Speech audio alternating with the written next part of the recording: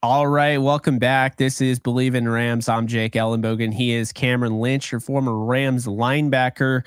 And we are here to talk about the Rams-Ravens matchup. We'll talk a little bit about that win against the Browns. Definitely worth mentioning.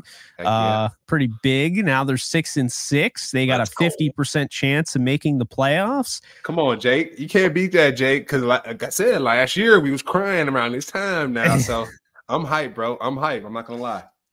I think we got as close to like legitimately crying as you can get without actually tearing. Internal tears. It was not good.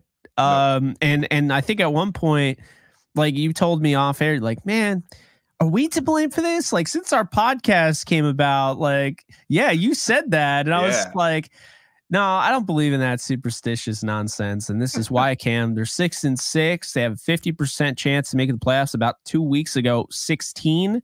So look, they're riding high. We're going to get into it. Before we do, special word from our sponsors. Cam, why don't you start off and tell everyone about Underdog Fantasy? Yeah, I can say something about our folks at Underdog. You can start playing Pick'em or Weekly Fantasy for any sport today. Users will receive a 100% deposit match up to $100 if they use promo code Bleav in Rams at sign up. Start playing Pick'em and Weekly Fantasy Football today with Underdog Fantasy. Underdog Fantasy is right, Cam. You can go and do that. Obviously, the promo code, if you've already forgotten about it, is above Cam's head. But I will say this right now. You can also get the latest odds, lines, and matchup reports for baseball, boxing, golf, and more with BetOnline. Continues to be the fastest and easiest way to place your wagers, including live betting and your favorite casino and card games available to play right from your phone. Head to the website today or use your mobile device today and sign up today and get in on the action using promo code Bleav to receive your 50% welcome bonus on your first deposit. Bet online where the game starts. So Cam, we'll start with last week against the Browns. I thought the Rams just had a great game plan. First off, the offensive line only gave up, I believe, 9 pressures on the day. So you love to see that. That's great stuff. All around, Jake. Game ball to the O-line. And game ball, Jake. We got to give him the game ball. We can't just say good job. We got to give him the game ball, Jake. I mean, I said I'm a little bit more excited than normal because this is different. This is different than what we're used to, Jake. Whenever the Rams do good, our podcast does good. We're excited. And the more people engaged, yeah. Right. And the offensive line is healthy, Jake, compared to last year, dude. We were not in this position. I don't want to say healthy, but just clicking, playing in sync, all in one page, protecting Matthew Stafford. So Miss Stafford can be happy on her podcast and not have to worry about her husband, worrying about his spine or his neck because the O-line couldn't protect for him, Jake. So that's a big deal. And man, it's really good to see Kyren Williams is running the ball well. The offensive line is clicking, dude. This is good. This is good stuff. Yeah, Kyron's doing a great job. I got some stats for you, Cam, in case you didn't know. First off, the Rams are 5-3 when Kyren Williams is in the lineup. They are 1-3 without him. So night good and luck. day. He with Notre Dame. Good luck at the Irish there. All right.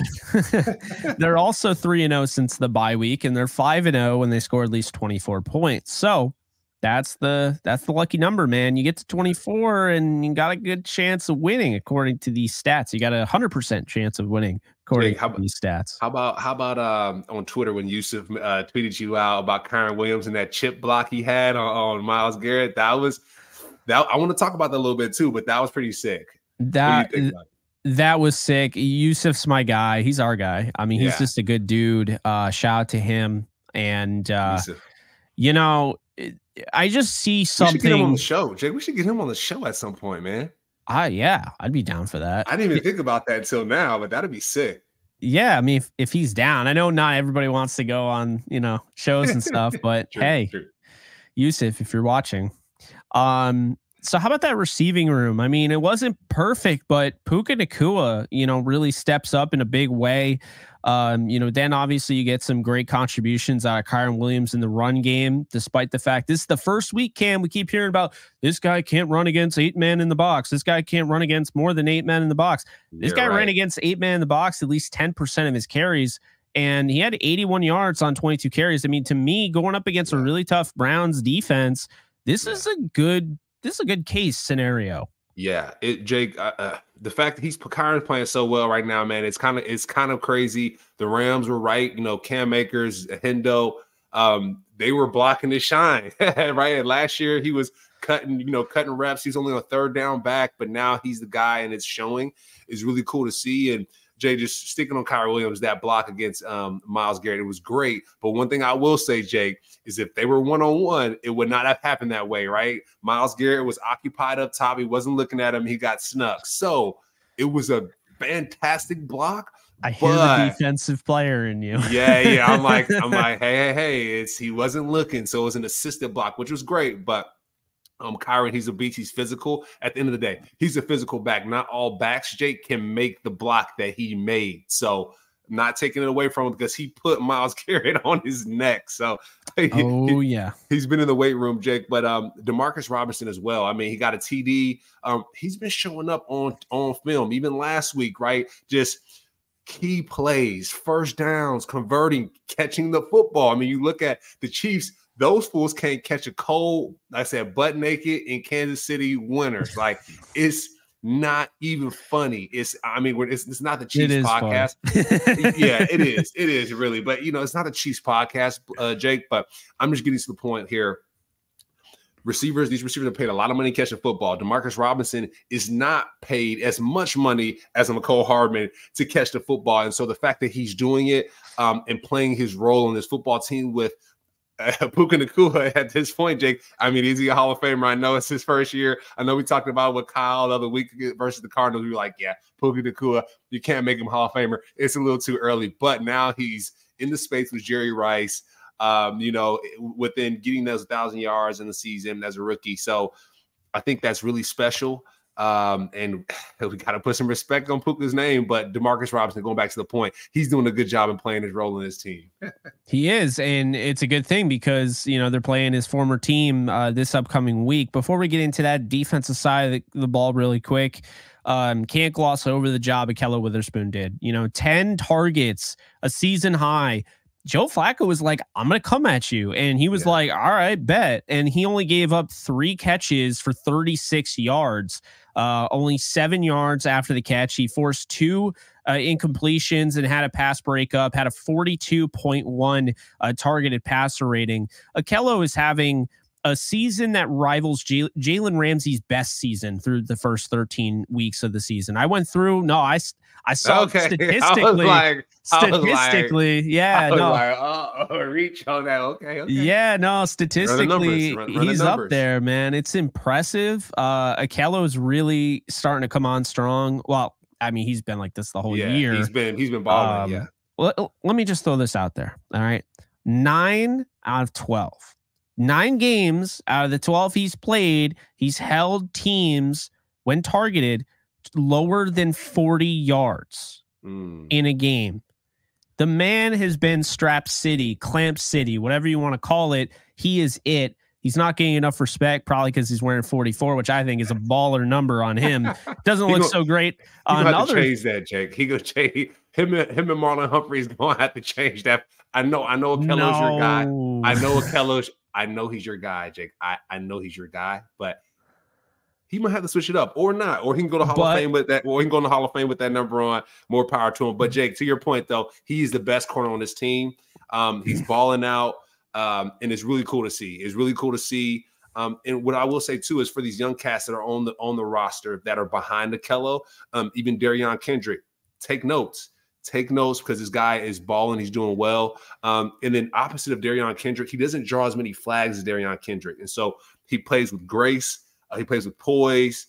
And he's aggressive. And so I love the way he's been playing. And Jake, like you said, he's been locking it down. Now, you got to run those numbers with Jalen Ramsey comparison because I haven't looked at his numbers like that yet, but I'm curious. All right. Ready? So let's find this. I'm going to find this for you real quick. Okay. Because I got to get this for you because you're right. I can't just throw it out there. I gotta at least have the numbers. Jalen Ramsey is a Hall of Famer, Jake. Now he's a Hall of Famer. But one thing I will say though, Kobe Durant, he's coming along a little bit more. Jake, John Johnson, man. I know we talked about it last week, but it's just really it's really good to see him back there playing football, and they're winning games with him in there. Right, he had an interception towards the end of the game to seal it off, and he got the game ball from from Sean McVay towards the end of the game, so that was really cool. And Jake, also too, you go Ernest Jones. Jake, I know you talked about him before. Bobby Wagner building him up. Ernest Jones taking over this team. And I remember you saying that. I was like, yeah, Ernest is cool. But, dude, I mean, just to see him, just the energy change, man. Like, and I have in my notes here, too, is in the offseason, Roseboom is good. He's decent. But I don't think he's going to be the linebacker that the Rams need to win another Super Bowl. I'm just going to have to say that I don't think he's the linebacker, because the reason why I say that, think about the 49ers. They have the best linebacker tandem in the league. You think about, I'll go back to the Buccaneers. They got Devin White and Levante. Like, they got boys, and you need boys in the middle of your defense. And so Ernest Jones is one of them boys. I think we need to give him some help. We need to give him some support, because Roseboom, sometimes when he plays, Jake, Flacco was picking him off, right? Some of these hook routes, and I'm very particular when I watch linebackers, but people find windows on Roseboom, and he's great. He's decent, but I think Ernest Jones needs some support there. So I would like to maybe see that in the offseason, Jake, kind of level that up a little bit, maybe some support on the back end as well. But Ernest Jones, man, he's coming into his own, Jake. That's really what is it, the Birdman hand rub? It's really good to see, man. Ernest Jones, he's killing it. He's killing it. Kobe Turner's killing it. Want to go back to why Ahkello Witherspoon is wearing 44 for the reason, because you're a softie, so I know you'll at least understand this one. You like a good story. A good story, He's wearing it because that was the high school number of his dad. And I mean, it is 44. It is, brother. The Rams are his team, like his dad's team. Like, I've talked to his dad. He's a great guy. Yeah. So what's his dad? What's his dad's name again? Lucky.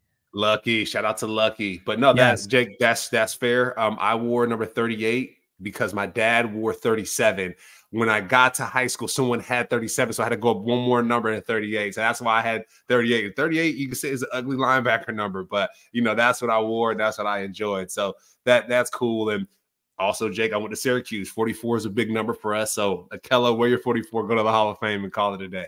There we go. I got him on the 44 train. Well, Marlon Humphrey, no. Especially that font, that just looks terrible. So here are the numbers before we get into the Ravens game here. Ahkello Witherspoon has given up 21 out of 47 targets. He's given up 21 catches, 420 yards, 3 touchdowns, 10 forced incompletions. That doesn't necessarily mean a hand bats the ball. It just means you force incompletion. 8 pass breakups does mean the hand actually contacts the ball. 457 snaps, 74 of those in man coverage. That's a 69 passer rating when targeted. That is the second most of any Rams corner on the outside, aside from, only behind Darius Williams in 2020. But if you look at Jalen Ramsey's 2021 season, which was his best, it is comparable. 45 catches on 66 targets, so he was targeted more. 419 yards, gave up 1 fewer than Ahkello. 2 touchdowns, gave up 1 fewer than Ahkello. 10 forced incompletions, Ahkello has 10. 8 pass breakups, Ahkello has 8. And 467 snaps and 77 in man, with a 76.5 passer rating when targeted. That was Jalen Ramsey's best season in 2021. And Ahkello Witherspoon has a better targeted passer rating and arguably has had a better season. So it's not Island. to say, can we call him Ahkello Island at this point now? Yeah, I just wanted to put it out there because I know, there are people out there that are going to see this in LA and maybe they don't realize how good 44 is, but 44 is him. Yeah. And it's time for people to just finally realize you have a legit lockdown, shutdown number 1 corner that recently has been asked to play on an island. You've seen it on tape cam. I mentioned it. He's been asked to play on an island from the trail. There's no safety help. What it's doing is it's helping the Rams out because they're not generating a ton of pressure. They're 21st in league in pressures. So now they're sending safeties to go and add that pressure via the blitz. That part, Jake. I know I talked about getting help in the middle, but applying pressure. Like I said, Hoyt he's getting better. He's getting better, Jake. He's super athletic. I see him on the field goal unit. He's a trusted member of this football team. But we need a little bit more pressure, Jake. We need to turn up a little, not just a little bit. It's cool to see Aaron Donald putting his arm around, some of his teammates, right, dancing in the sun and after sacks and all that. That's really cool to see because Aaron Donald doesn't normally do. He does, but not necessarily, Jake. So to see him like take guys under his wing, grab around the neck like Kobe Turner, like, hey, you're the next one up. Like that's really cool to see. But we need to have that on the outside as well. We need to have that on the outside as well. I know Byron Young is applying pressure. He's doing a good job at that. Has like 6.9 pressure rate. Oh, Michael Hoyt had a 25% pressure rate this past game. But we just need a little bit more. We need a little bit more. No, I agree with that. So we move on to the Ravens game. This team I predict to win the Super Bowl, for the record. So this is not an easy game in Baltimore. Me too. Oh, you predicted them as well. And we both predicted them over the Eagles? Yeah. Yes. Okay. So we have the same. Okay, cool. Well, I had Lions. Sorry, I had Lions, Eagle. No. I had Ravens, Lions, or you had okay. One of those combinations. But Ravens on the AFC side for sure. NFC side, it's up for grabs. It's up for grabs indeed. So let's talk about this right now.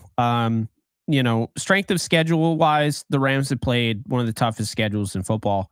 Baltimore's played one of the easiest schedules in football. Still, they find ways to win. They do. Baltimore's tough. They have Lamar Jackson. Each team, they average about the same. Stop. Yeah. It's funny the way I said that. Each team has, just about the same amount of offensive plays on average ran per game. The Rams run the ball about 38% of games. The Ravens run the ball about 43%. That part, Jake, can you just pause there? Yeah. I watched the last Ravens game. They run the ball really freaking well. It's the offensive line. They're getting pushed. And it's like those 3 to 4 yards, Jake, every snap. It doesn't seem big, but they just kind of get that push and they dominate defensive line. So I think for the Rams, that's going to be the biggest challenge is stop that push. Make sure up front you're solid.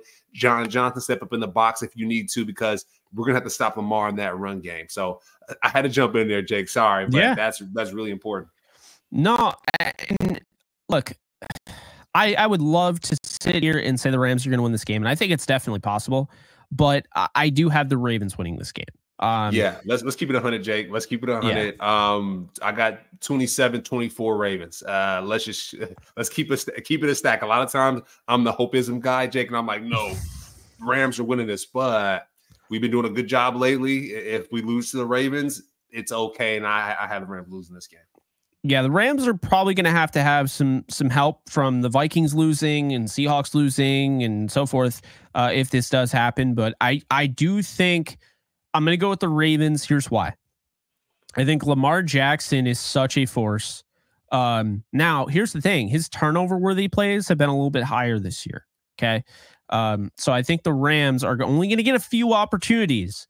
If that ball is in your paws, you bring it in, you fall to the ground, do whatever you can to make sure that you secure it. I don't even care about running it back. Just make sure if Lamar Jackson throws it up there to you, you go and you pick it just like John Johnson did. Everyone talks about, oh, well, Joe Flacco threw it right to him. Doesn't matter. I mean, Matthew Stafford threw it right to Jaquiski Tartt in the NFC title game, and he dropped it. And damn, J.J.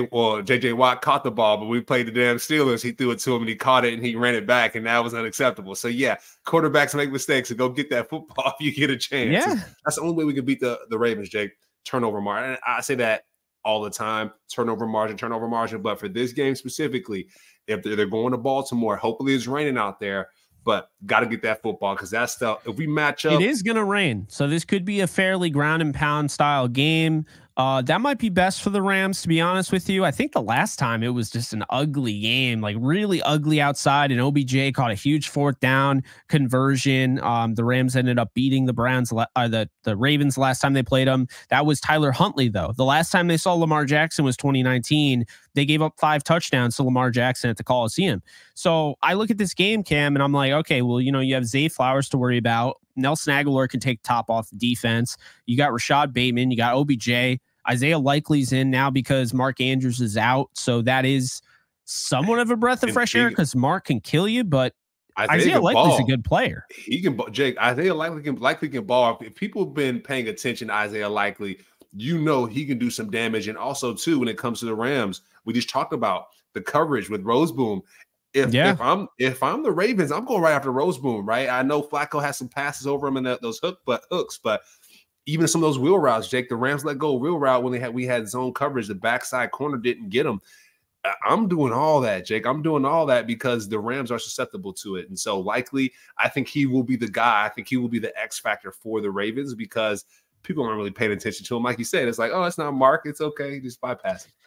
Yeah, no, I obviously meant no disrespect to Likely. I was just saying no Mark Andrews out there. It is a little bit of a breath of fresh air for the Rams. But look, they still got, Ronnie Stanley at left tackle. He's very, very talented player.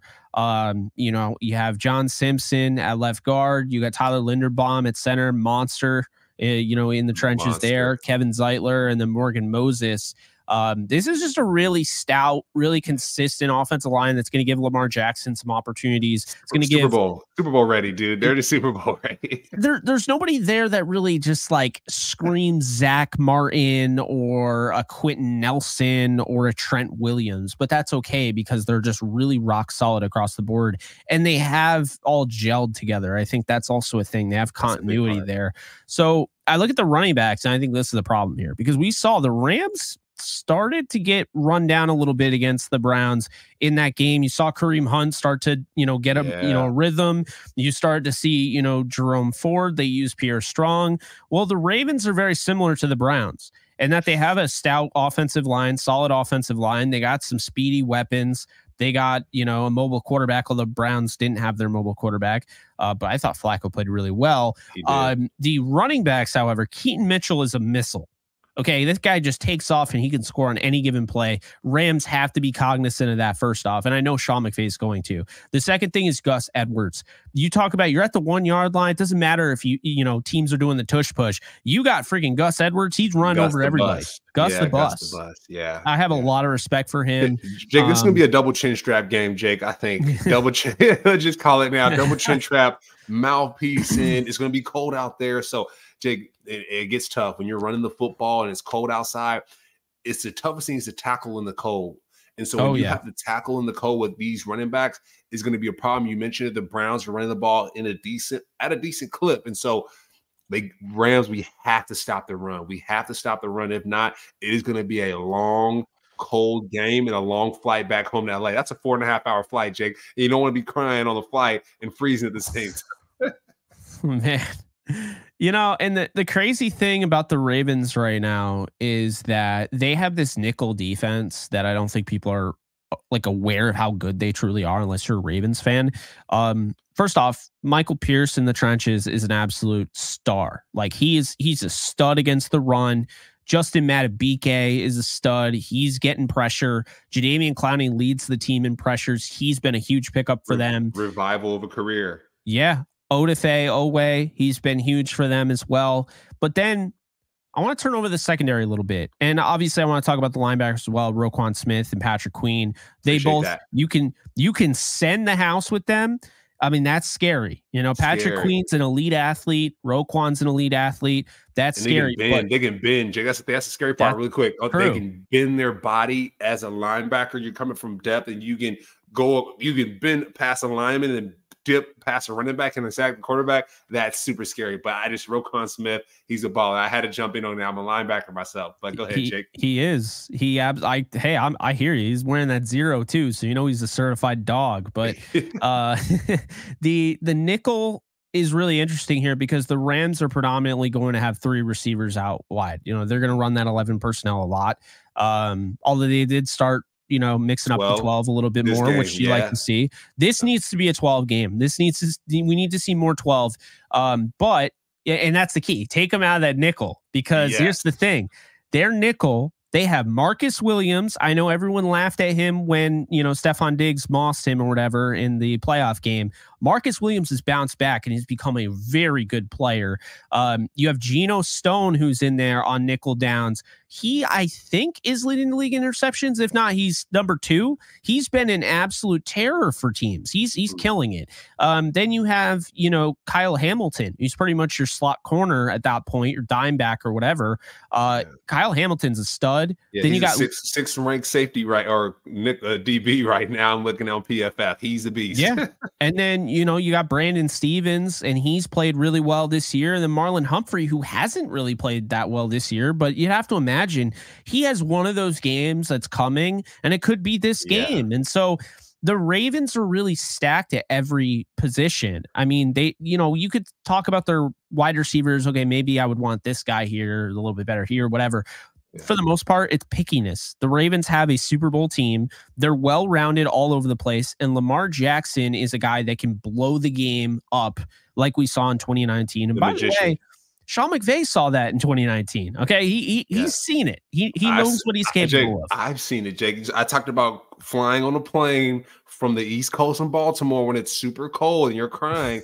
I've been there, buddy. I've been there. Lamar's a magician, man. That you know, that the way the mesh, this is just pay attention to the mesh, Jake. And these Rams guys will see it, but that mesh, that RPO, when he just rides the running back and then zips it and runs, it's like, wait, I didn't see it. What happened? And so it can be very frustrating. So making sure we have two spies from Lamar, not one spy, Jake, but two spies from Lamar on each side of the formation is going to be extremely important. Stopping the run and then also running the ball well, and then also the turnover game.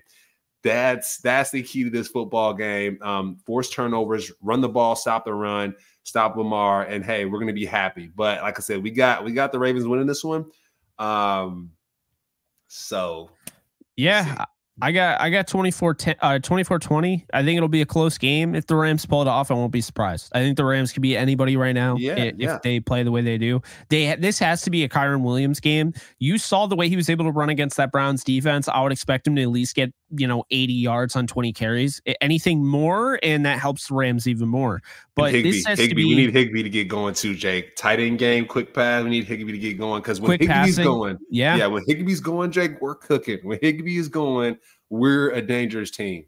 So the good news is the Rams just played probably their best game against the Browns to an extent on the offensive side, because they were dealt with so many different things they had to combat, and they were able to adjust. And there were a lot of quick passing, a lot of quick 3-step progressions, not really anything deep down the field. I mean, there were a couple of those shots. He got a flag, which was great. Yeah. So that's how you have to play it against the Ravens. However, the Ravens have that tape to study, and that's the problem, is when you put that out on tape, now everyone can see that. So this is what I'll say. I'll say this. Looking at this team, looking at the Rams, I think these two teams have what it takes to beat each other. I'll say this with the Ravens. It was brought to my attention by a viewer, and I already forgot his name because I just saw it earlier today. They lost to the Colts. Okay. I believe they lost to the Steelers, and the Cardinals played them close. The Rams should have beaten the Steelers. They beat the Colts, and they beat the Cardinals twice. So who knows, man? Anything can happen. Yeah. If somebody gets hurt, Lamar gets hurt. Not that I'm just saying anything. No, you're right. I mean, that's Yeah, anything in football can happen. I'm just saying, for folks that are fantasy football teams, if you have hope, like, man, I know Cam said and Jake said the Ravens are going to win, but I really want the Rams to win. Well, they can if they force turnovers, and if someone unfortunately goes down, right? If you don't have your starting quarterback, you got Tyler Huntley, and he's good, but he's not going to be able to beat the Rams. So, yeah, those are the only situations, Jake, that I can see at the Rams coming out with the dub here. And it's, to wrap this up here, I also wouldn't put it past the Rams here. The fact that they've done so well against mobile quarterbacks as of late, as opposed to earlier in the season, I think it means one thing. Carson Wentz now running that scout team is helping the defense and preparing the defense more than Brett Rippon was helping the scout team. And I think that's something that's glossed over that people might not realize that makes a huge difference. Jake, you got a high caliber quarterback getting your team ready.